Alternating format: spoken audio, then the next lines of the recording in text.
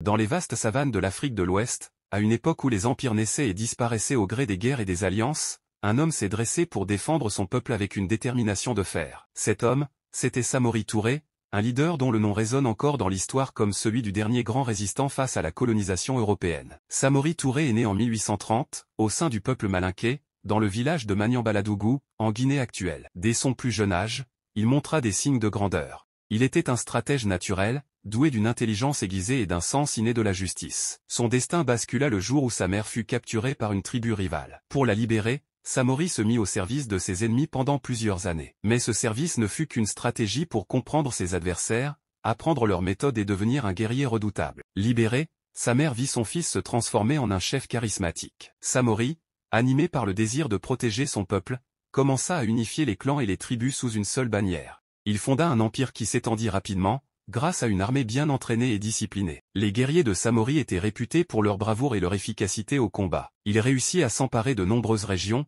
s'attirant le respect et la crainte de ses voisins. À la fin du XIXe siècle, la menace européenne se fit plus pressante. Les puissances coloniales, en particulier la France, cherchaient à étendre leur emprise sur l'Afrique de l'Ouest. Mais Samori Touré n'était pas homme à se soumettre sans résistance. Face à une force supérieure en armement et en effectifs, il adopta une stratégie de guérilla, utilisant la connaissance du terrain et la mobilité de ses troupes pour harceler l'ennemi. Pendant près de 2 décennies, il tint tête aux Français, devenant un symbole de résistance pour tout un continent. Mais la pression s'intensifia. Malgré des alliances astucieuses et des victoires retentissantes, l'Empire Wassoulou commença à fléchir sous les assauts incessants des troupes coloniales. En 1898, après une longue et héroïque résistance, Samori Touré fut finalement capturé par les Français. Ils l'exilèrent loin de ses terres, en Gambie, où il mourut en 1900. Mais bien que son empire ait disparu, l'esprit de Samori Touré continue de vivre. Il est célébré comme un héros national, un symbole de la lutte pour la liberté et l'indépendance. L'histoire de Samori Touré n'est pas seulement celle d'un guerrier. C'est l'histoire d'un homme qui a consacré sa vie à la protection de son peuple,